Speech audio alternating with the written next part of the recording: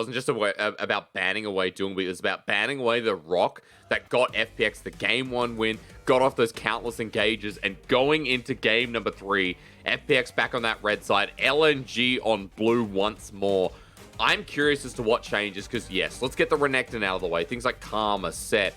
We know that Udyr/Rumble could be next on the menu. An Ale specific ban for the Camille that we saw in game number 1 also makes sense, but I'm questioning, is that jungler going to be banned away, or is Tarzan going to get his hands on the Udyr? Yeah, that is going to be the question, you know, with the Karma being up to interdict ban from FPX now as well, together with the Camille.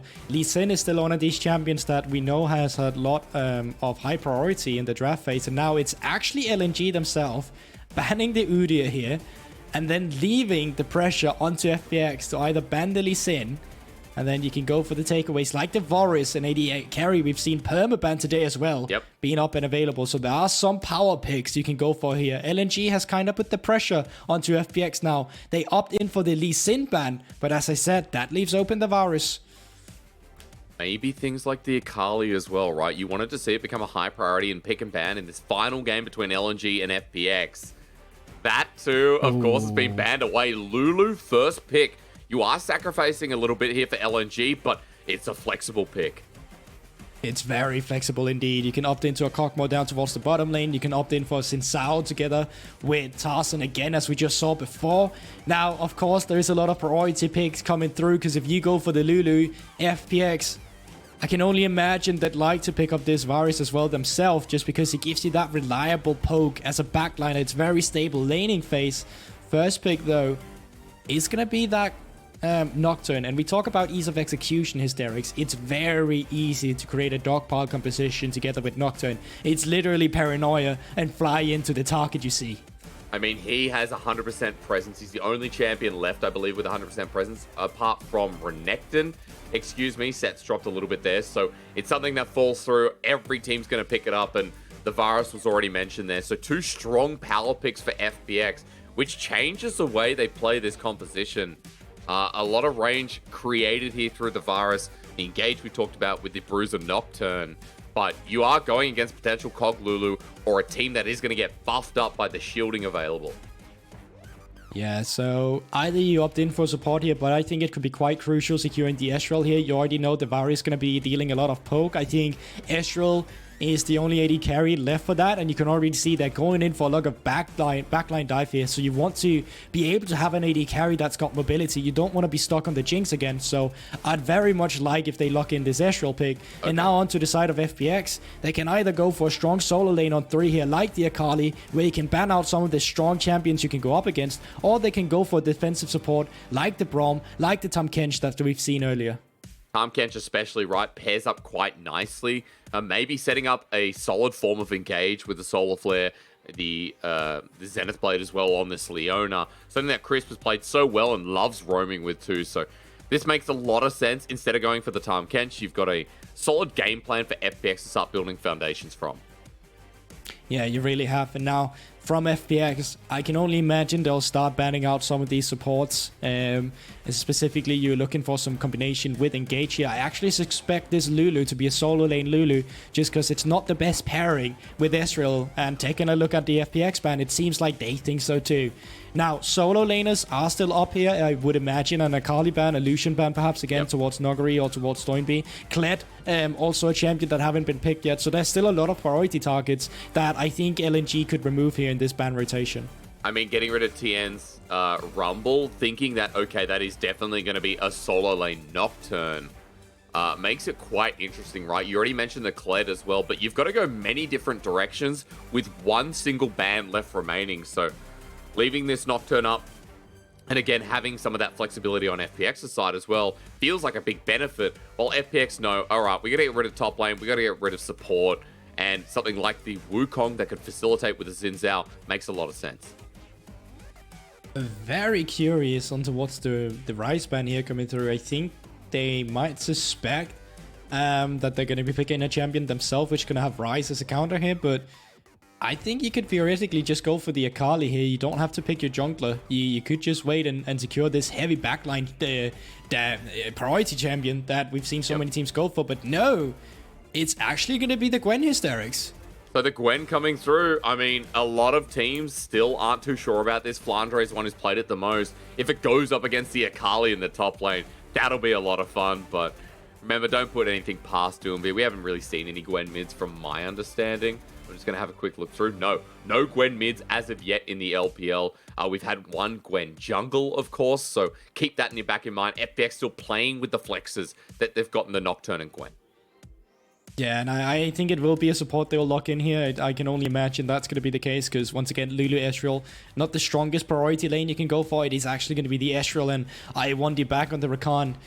Not the highest success rate he had before, and Rakan does have some issues going into Leona as well, at least laning phase-wise.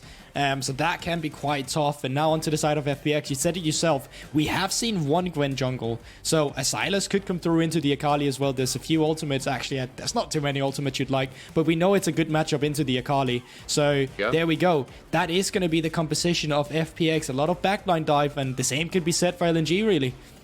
Can really snap into the play, right? Yeah, LNG as well. I think today, your favorite word, which has become my favorite word, is the word dogpiling, because that's what we can do with both of these comps, especially FPX when you lock someone down with Chains of Corruption, or you start with a Paranoia, and then everyone goes in. We're going to wait till 20 seconds here, Guildball, because we need to know that that Nocturne is going towards the jungle here. Again, only one Gwen jungle so far in the LPL, so not expecting it. But as we tick down the timer, Tien will show us his Nocturne in game number 3 after losing the Rumble. And this is why I want to talk about drafts with you, because each and every game has had a different looking draft from both of these teams. It really has, but this time around, let me rephrase that. Beforehand, it always felt like they had different game plans to go for, but this time around, it really feels like they're going for the same game plan. You take a look on towards the bot lane, it's safe AD carries that got some reliable poke when you get to the mid game. You have some champions here that really just wants to, let's say our favorite word again, dogpile onto the enemy. Yeah. So I think this time around, it's going to be much less of a stale game and a way more proactive game, because a lot of these teams and these champions excel in chaos. You want to be able to control the chaos, make sure the skirmishes can come out on top, and you are favored in them. So this game 3 is panning out to be a very, very exciting one, Hysterics. Oh, it is. We talked about it at the start of the day. Let's remind you, Tarzan versus Tien is where we're keeping our eyes in the jungle influence, but the top lane as well, in terms of individual skill. Ale versus Nuguri have delivered in individual games as we head back to Summoner's Rift for the final time tonight. Ladies and gentlemen, we know that the LCK has ended and you've now joined the better league. And what a time to join us here as best of 3 becomes best of 1. Different picks across the Rift. Lethal tempo Nocturne there as well. Airy on the Lulu mid. Guildborg, where do you want to start? Yeah, well, we'll start from the top side of the map. I've had the pleasure of casting this matchup one time before, and you can see they've both opted into the decision of not taking Flash. So this Ignite is going to be absolutely crucial. There's a bit of sustain in every champion. You can see both of them went for the Conqueror. Gwen, in the beginning, with the Doran's Blade start, will most likely start E, and with the range she's getting, is going to be able to trade a bit better. But once you hit that level 3, Akali into the melee matchup does fare quite well into it, and does have some kill pressure on towards hitting that level 6. So can be Akali favored, but can also be outscaled on side later by the Gwen. Moving into the jungle, once again, Tarzan is probably going to be very much more likely to be a bit more proactive in the early game. And onto the side of the Nocturne, you're always waiting for 6. And here you just see it. You start E on the Gwen with the Doran's Blade, you just snip him down. It's really broken. It's really annoying to play against. It is, and you know the favorite thing about watching it as well? It's the 100 range you get as well, right? Plus the attack speed. Ale runs into you, and no shuriken flip means no dice, and Ale already at half health, so you talked about level number 3, but if Nuguri gets early lane priority, I mean, we have to throw that out the window and start thinking, well, Nuguri's always going to have EXP diff, he's going to build the wave here, and Ale, like every Akali this series, whether it's been Nuguri or Ale himself last game, have fallen behind in the laning phase, and we have to find out if this game breaks that trend. Yeah, but you just want to cut your losses. You know the wave is slow pushing towards you. You're going to be picking it up in just a bit, so make the best out of it. Make sure you get that CS on the tower as well. Yep. And then towards the Lulu in the mid lane into the Silas. She's very much about facilitating the Xin Zhao. It wouldn't surprise me when we start opening up the map a bit more that Lulu is just going to sacrifice a lane and just walk around with the Xin Zhao to try and create skirmishes. That's going to benefit them because they have an enchanter. And then obviously down towards the bot side of the map. I expect Crisp and I1D to at some point in time just start roaming, and then it'll just be a little bit of a 1v1 between the Ezreal and the Varus, because they don't really become relevant until the later stages of the game, until we hit that mid game around the 15-minute mark. True, especially for the Varus, right? We look for a couple of items there, but talking about mid, I just want to remind everyone that people think of Lulu as, yeah, she's a weak champion within lanes, but remember, she's really not. Her poker aggression, Icon has really good trading, can trade through the minion wave, and a lot of the time, Silas's will max Kingslayer, unless it is a really brutal mid lane matchup. Doomby has even gone for the Conqueror here instead of the Fleet Footwork in weaker matchups, so I do think it's worth noting that Doomby will get bullied out a little bit here in the game, but maxing Kingslayer, getting in the gap closed there with Abscond Abduct will be to his benefit, so we'll watch the mid lane trading a little bit further. While Arle's recovered a bit of CS up in this top side, Nuguri went for an early back, picked up a Doran's ring on top of the Doran's blade already, and Tarzan's now up here too, so might have to play a little bit careful as the wave resets, and Tarzan, believe he was not spotted. Yeah, oh, actually, action down in the bot lane, something I'd not anticipated. Ignite came out. Yes, LWX does get out, but a low health bar. I1D now without the summoner. And remember that you don't have as much sustain in this lane as you do with I1D's Gleaming Quill, so that's a nice win for LNG to start off.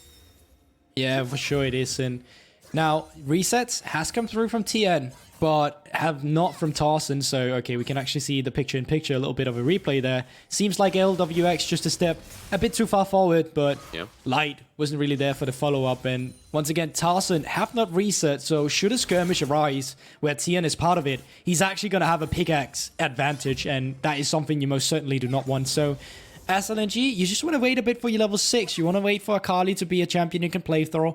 And at that point in time, perhaps you can also start creating some skirmishes around the Xin Zhao once he has backed and pick up his first items. Behind CS right now of TN. TN on the Nocturne here. You already mentioned the pickaxe coming through. Just curious about matching from Tarzan as he finishes off the Wolf Camp. But looking across the Rift right now, I mean, I don't see too many CS advantages apart from a 5 CS from Icon and top lane, of course, we already highlighted. It's still 5 CS up there for the Gwen. Nuguri pushing in, didn't burn his TP to get back to lane. That's also crucial to note. Has about 200 gold lead at this point as well, and I guess we're going to have a more stable laning phase here in the early game Guildborg, so until maybe Nocturne gets level 6, you know, Xin Zhao as well, Icon 6 with Wild Growth. That feels like when we're going to start popping off, unless Crisp can get something done. Yeah, you're completely right. I will say, though, we are close to hitting level 6 with the Akali up in the top side as well. And I'm curious to see if Ale is going to use any of that to have some kill pressure against the Gwen. Opted in for Sork Boost, so close to dealing, not necessarily 2 damage, but a lot of that penetration is definitely going to amp up the damage, especially when Nuguri haven't opted in for any magic resistor. At least it's going to take some time before that really happens. And, you know, it's interesting with Gwen as well. Because over the different leagues, they all have different approach to what build you're going on towards the Gwen. In Europe, we're very much about going for a split push build, where you go obviously for the Riftmaker, opt into the Nash's Tooth, and then you just kind of cut people down with the attack speed. But over here in the Asian countries, it's very much about going for that Cosmic Drive instead, getting that movement speed and extra AP to stay relevant in team fights. So it's going to be curious to see what approach FPX takes with that one. And even on top of that, right, it's like, if it's not Cosmic Drive, it's going to be the Zonya's Hourglass. It's all about the team fight, as you said. I think it's really good to look at because, yeah, it's a very different league, very different goals, right? We have a lot more skirmishing here. We have a lot more earlier team fights as well. And hitting the 2-item Gwen is all about buying time and making sure you can get your resets, so you get your snips, so you can get your needlework charges as well. And make sure you're kind of more relevant. It's interesting to watch. There's Tarzan up in this top side. Even more interesting, it seems. Starting the red buff, Nuguri walking in as well. Needlework is still available. Ale has now hit his ult as well. So we have similar kill threat. This is when it should start spicing up as Tien's trying to get to 6-2 so we can get Nuguri ahead.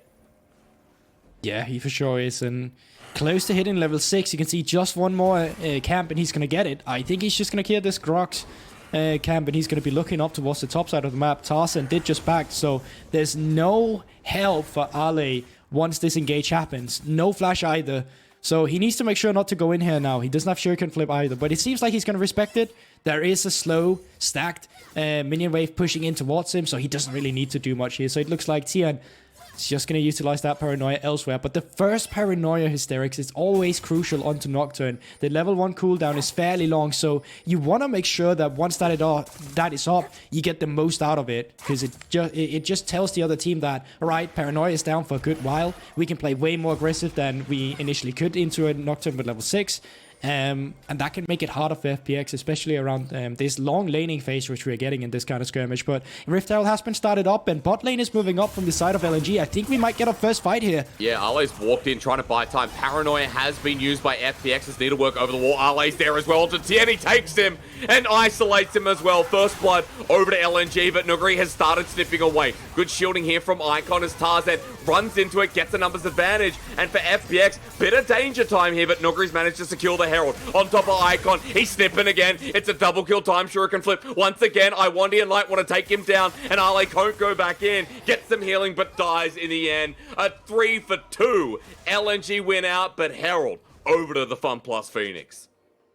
Yeah, and at the same time, the AD carry also got a lot of farm down towards that bot side of the map. FPX, LWX rather, got to push in, get a play, get a few minions, but still, I gotta say, that's a skirmish where you come out on head, or rather out on top, as LNG. Ale here on the Akali. Look at him patiently waiting for Tian to flash over. And then even though he misses the perfect execution, the Shuriken Flip with the 5-pound strike is enough to actually take him down. Tarzan with a great ultimate to keep him alive for a longer while.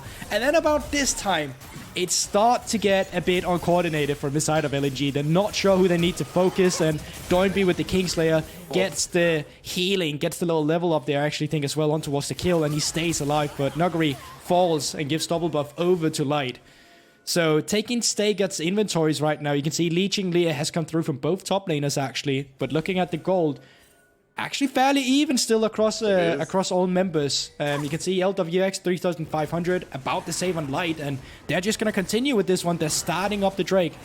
And Nuguri has moved down here as well. Ale doesn't have TP, so I think this is just going to go over to FPX. Especially when LWX has the lethality items this early on. You know, Ezreal with the Sheen, Phage, not bad, but let's remember as Tarzan steals away. Let me hold that thought. Nuguri's in a bit of trouble. Shuriken Flip over the wall, but wind becomes lightning, doesn't connect. Nuguri can back away here, but you can see FPX pinging down. LNG know that the follow-up re-engage is going to be there, so they back off, almost finding Nuguri in the play. But I want to come back to what I was saying there. You know, you've got Lethality Varus, who's almost towards that mythic item, now with the tier stacking up as well. It feels like you have to pay a lot of respect to LWX, pay respect to his ulti as well, especially if we have a skirmish like that where the Chains of Corruption can spread, and maybe LWX doesn't even get the fight.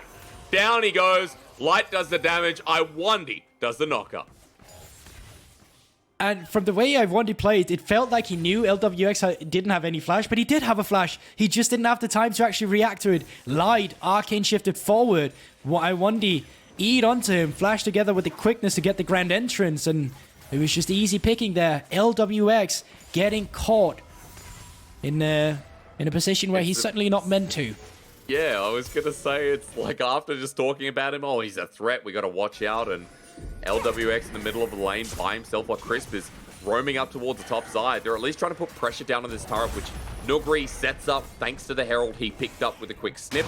2-1 now, has a lot of turret plating, goes back in, does quite a lot of damage at this point in the game as well. Close to getting the Riftmaker as well. I think that's the important part here, that Nuguri is definitely in the lead in this top lane, even though the Akali has a kill. But here on the Gwen, we know that snowballing Gwens in the LPL have been able to take over. Oh yeah, they most definitely has, and it's just due to the nature of the champion really as well. Does so well in longer extended skirmishes, get a lot of healing in there. So I think anti-healing as well is going to be crucial on LNG. You have the Silas Kingslayer, and you have the Gwen, and you possibly have the Nocturne. Oh, Nocturne probably opts into the Strikebreaker, but still a lot of healing onto the side of FPX, and you can already see Icon opted as a first item into the Oblivion Orb, which I assume will actually go towards a Chemtech Putrefier instead of the Morella Nomicon. At least I would like to see that. That's a good point. I mean, it has been optimal item for our Lulu mids, and there you go. There's a Bandle Glass Mirror, so we know at the very least we're going to be seeing, you know, the full-on support Lulu. Nothing out of the ordinary. Icon here, his role towards the team you already mentioned, towards people like Tarzan, even Light, you can say, alongside I1D. And it's a good game to do so, right? We've got a game where LNG have got their supports in... Gonna sneeze away that. In a decent position. It wasn't really a good point to hold on. Thank you very much. But, I mean, Light's in a good position now. Ale as well, I just mentioned too.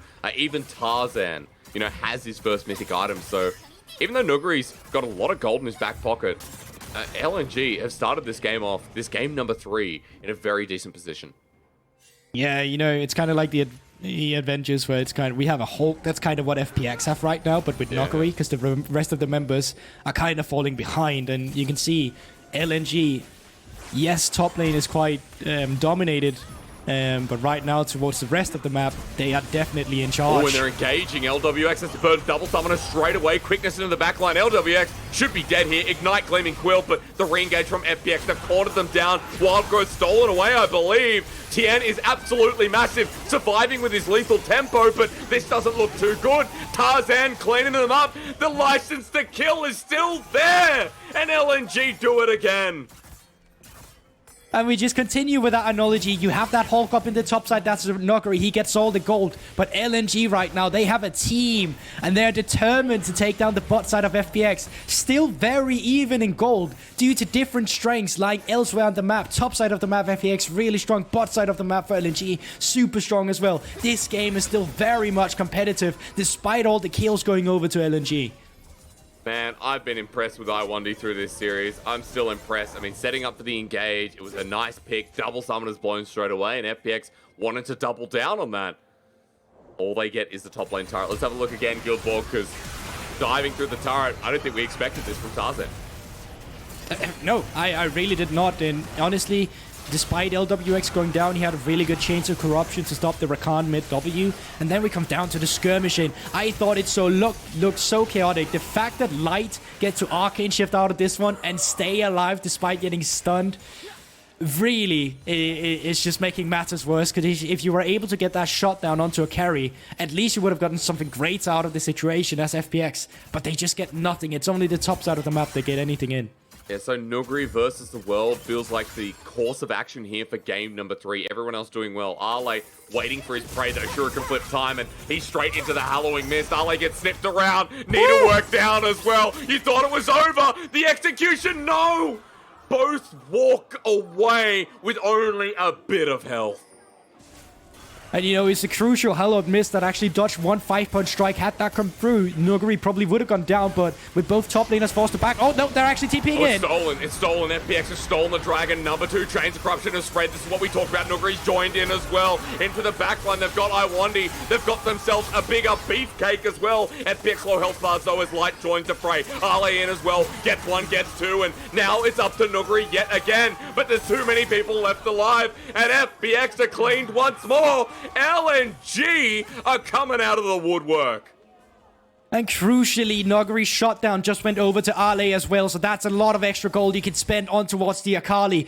Right now, it just seems like LNG has the better setup. Yes, the Drake got stolen, but FPX only sitting at 2. It's not a threat yet, and with the gold lead that LNG got after this fight, it's only looking like they'll be able to secure the 3rd one. But once again, good start from Tien, and I actually like the Chains of Corruption coming through as well. They had the TP advantage. Ale not able to TP in due to the paranoia, but right now, the rest of the members of LNG are just so much further ahead. They have the Enchanter to work with as well, and all the HP bars are so low when Ale is finally able to get in here. He's able to pick up the fight, and it's shut down.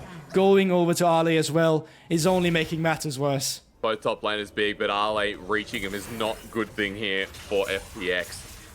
They're behind in gold. They're behind in tempo. It's 3,000 on the top of the scoreboard for you. All they have is dragons here to try and pressure the game. And let's be realistic. The bottom lane this game are doing real nice stuff as Crisp is roaming down, but Ale's already out of there. And I1D on this Rakan, 10 out of 11 kill participation.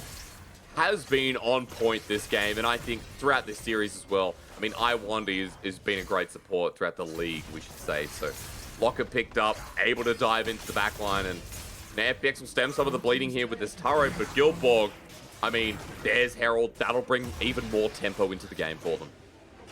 I agree with you, and I'm going to say something a bit controversial here, Hysterics, as well. Yeah.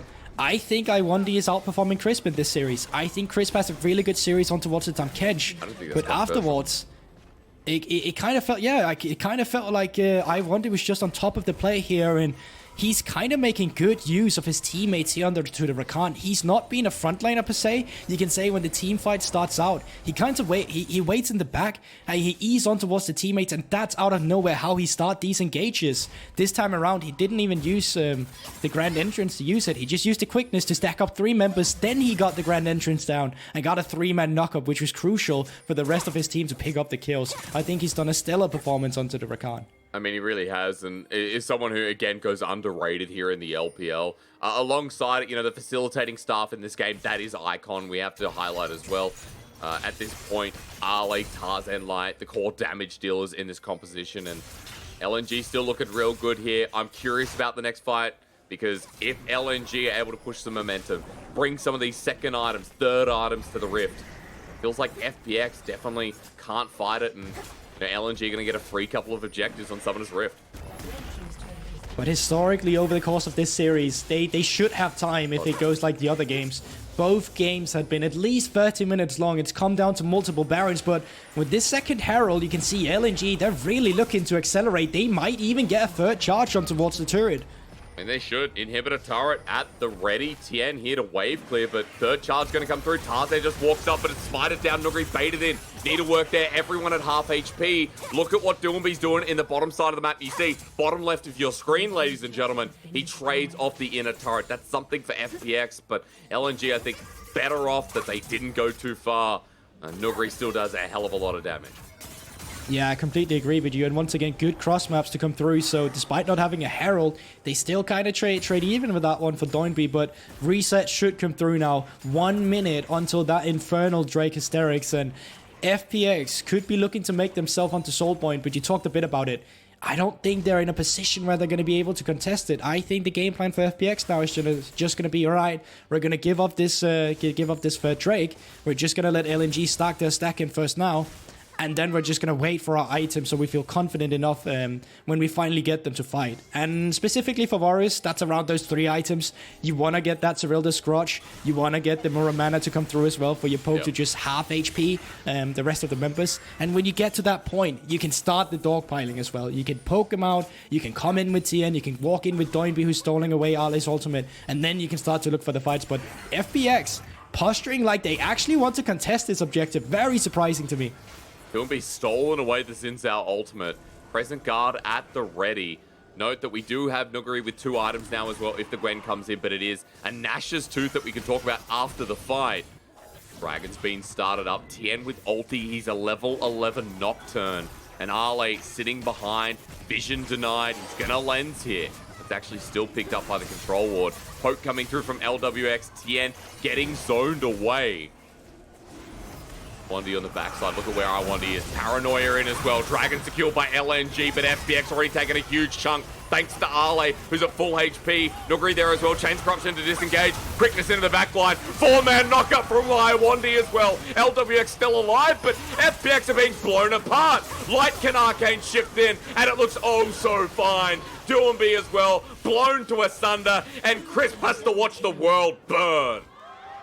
Yeah, great pickup there from Toss, and he's able to secure the Drake. They're able to secure the fight, and they should be able to secure the Baron with this one as well. This is why I was so hesitant about FPX walking up to this one. I just didn't feel like they have the power in their inventory right now to try and contest it. LNG in a 3rd game with that best early game they've performed in this series so far. Being consistent throughout. Let's watch again. They're going to Baron in live, but buying time, and then watch iWonder, watch Tarzan as usual. Yeah, exactly. And then you talk about it, iWonder, and then Tarzan afterwards. The 4-man actually did. It's the charge with the angle he has on it that kind of lets him get that knockup to come through. Now it's actually the Wild Growth, my bad, and gets the 4-man knockup from Icon there. Really lovely to see. Okay. Well, I guess we didn't miss Yeah. anything.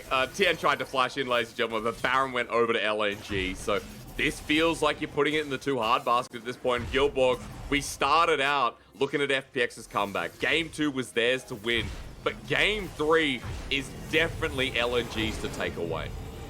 Yeah, for sure. If anyone, this is LNG's game. It's only them that can lose this now. It's on to them. And I think with the pickups they've now secured in the Baron buff, and with the pressure they should be able to put out on these lanes, it should only be a matter of time before these tier 2 turrets should be started to be picked up. And for you right now, you just want to make sure that you choke out FPX as much as possible in their jungle right now. With the pressure you should be able to get in lane, don't let them have any leverage. Don't let them get anything to get back into this game. And you can see they're trying to punish Nuguri now. Oh, they've sandwiched him. Tien trying to come in. True Shot Barrage is quite nice as Nuguri denies the Shuriken flip. First part of the needlework, he's got one more. Out again, perfect execution. Ooh. Tarzan takes himself a Chains of Corruption, but he's even a tanky boy. He's got a GA too. And LNG just turn that with the Baron buff and say, okay, a lot of ultimates are now down. We can push mid. Yeah, they most certainly can. They don't have the biggest minion wave, but it is Baron up minions, and you do have a Lulu to help you with the attack speed. They should be able to pick up this top turret, or mid turret rather. Stormbeast back in from top lane and very aggressive from like Ian forward here. I don't think they need to play as aggressive as they are. They can play this very cautious, and they can play it by the book. Or they could try and end the game. I like LPL. Lights moving forward and LNG burning the TP. They definitely want to end. Everfrost has used Solar Flare on 3 people as well. Remember that Hijack is on cooldown from Doomby. That's a big ulti, and he already stole the Wild Growth. Wants something like the quickness here, but Baron minion doing work. Look at the back end. More minions coming in, Gilborg.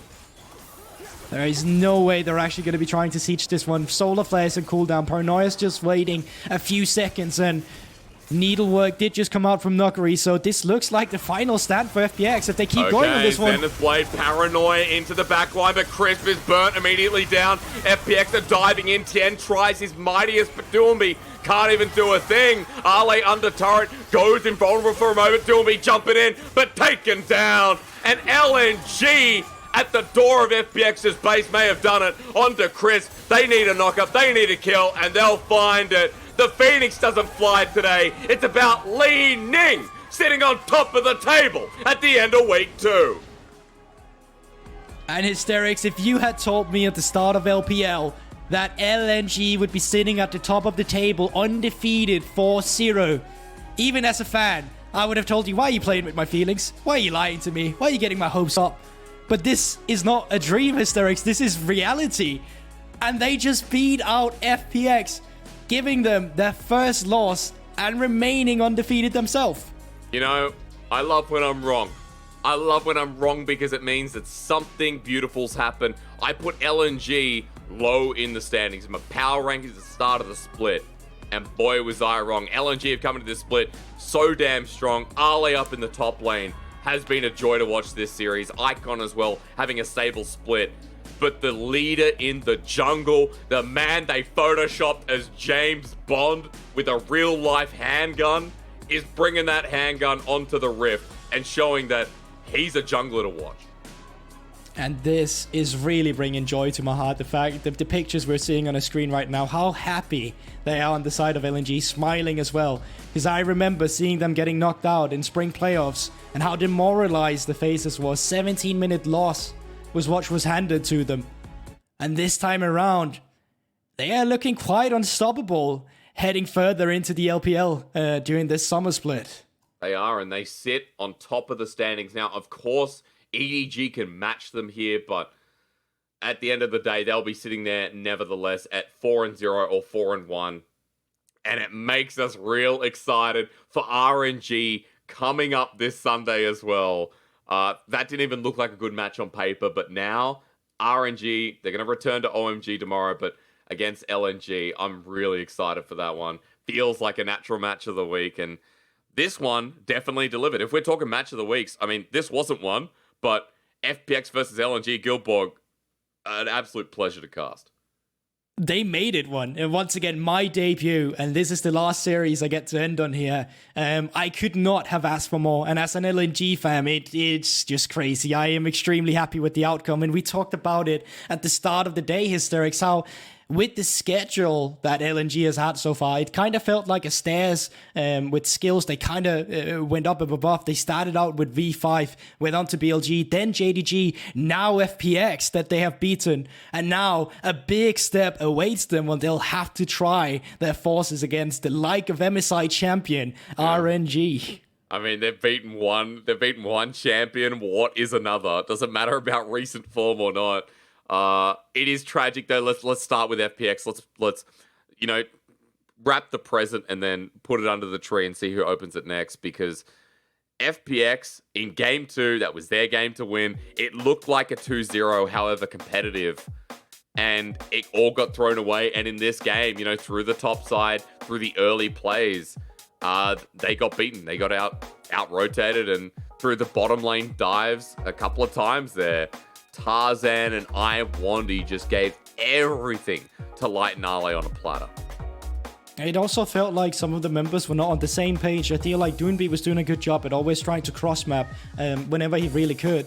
But we still saw them try to contest that third Drake, where, in all honesty, you don't need to do that. It would have been LNG's first Drake, but because you lost out on that fight, you got aced, you lost Baron, and inevitably it just gave LNG the game out of nowhere, where I really felt like they still had a lot of tools in their composition to work with. They still hadn't hit their spikes.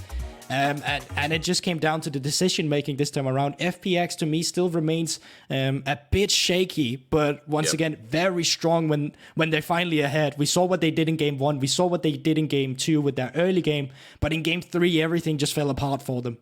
It did, and it's a shame, right? And moving onward from FPX, last point I want to put out there is the fact that FPX will be versing TT on Saturday, so it is a bit of an uplifter for them, a bit of a booster, hopefully, that they perform in that series. Like, that'll be a different question. But then they have to get back up on it. It's WE, RNG after that. So for FPX, the trials definitely don't end here. And going up against LNG today has shown us that this team still has some of the issues that were shown in spring, but are definitely going to have to put that together by the time we get to next week. Yeah, 100%. And I mean, there's still a lot of good matchups awaiting, not only these teams, but tomorrow we also get to see RNG for the first time, which is going to be an absolute banger, really, as well. Finally first back. Game, they've not been put in the schedule yet, so I can't wait to see them go live in the Rift as well. I mean, that's exciting just because OMG are also not looking too bad at the moment. I mean, they're sitting 1-1, so a nice little test for OMG after they beat IG the other day, which was also a bit of a barn burner. We'll talk a little bit more about for the matchups. I just want to round out with LNG and look towards MVP for this series. I think if we're bringing the whole series together, it needs to be Tarzan. Tarzan for me was absolutely brilliant. Even though Iwandy is a very close second, I think Tarzan has played this series so magnificently well, like he had the previous series. That's why we did such a good highlight on it. I completely agree. I think Tarzan is someone you can go for. I think Ale as well in all the games in today's series as well was really important and pivotal in what they were able to achieve. You can argue it's a fact that he had 2 Akali games, but putting that aside, he still did really well on towards the Camille. And Icon as well, to me, has been very shaky in the past, especially in spring. Seeing him go for different styles with the Ryze, with the LeBlanc, with the Lulu, that's 3 different styles of play you bring onto the table. And he still did fairly decent with all of them, just doing whatever there's needed of him in the team. And I think that takes a lot of you. That takes a humility and selfless. So Tarzan can go for a more selfish playstyle himself. You know the issue that I had with Icon in the past. You talk about previous splits, but Icon back on OMG was just, it felt like a burden. Team had to play around Icon, and the players that were on the roster back then just didn't feel like they synergized well with him. This has taken a good split because you're right, last split Icon wasn't great on this roster, and I think all of LNG was still coming together last split as well. They made playoffs, but they were our weakest playoff team by far, if you don't want to count IG, but IG is, like arriving to a birthday party 3 days late. The schedule's screwed up, and you're like, well, we're going to have to leave this. Analogy doesn't make too much sense there, but anyway, the point is, LNG have improved vastly, a massive amount, and it's not just against some of the weaker teams in the league. It started against V5, but it's JDG, now it's FPX. I really wonder how they go against some of the other top teams, because right now, LNG's a pick for me that I would say, I feel like at this level of play, you're a top 6 team. I want to go hard on that. And as Iwandi picks up MVP in this game, I can not stop giving praise to this team who have come such a long way in the matter of an off season. Yeah, and I mean, giving Iwandi the MVP specifically for this game, game 3, does make sense as well. We talked about it as well. He did gap Crisp, and that's not a conversation that we usually had in spring, like ever. Sometimes we would talk about it when he was on a signature pick like the Alistar early in the season, but this time around on the Rakan together with the Ezreal, just making the utmost of it, really. We talk about the creative engages he was able to utilize, and he was pivotal in them just going for every dive that they did. That, honestly speaking, I don't think they should have worked, but Iwandi, Tarson, they make it work. An Icon playing his role. I love that point you brought up. You know, on the Lulu here, he gets the wild growth off and LNG can play the fight longer. Iwandi with the gleaming quill as he uses Battle Dance. He's at an angle, he still hits it and gives the HP and shielding that Light needs to survive the fight. It's gorgeous stuff. Even here, watch this. It's a 4-man knock-up in the end as well. Duumbi able to dodge that one away. I'm not sure how, but still. LNG relying on this support. Iwandi's been great for a while. He's had a huge champion pool as well. And when he goes to the normal stuff, the things like Rakan, he still pops off. So great to see him rewarded with an MVP there. And sky's the limit for LNG, Guildborg. You got a banging series to start off your LPL casting career. I'm not sure if you're allowed to say that you're going to be coming back, but you're coming back. We know you are. You're coming back on Saturday. So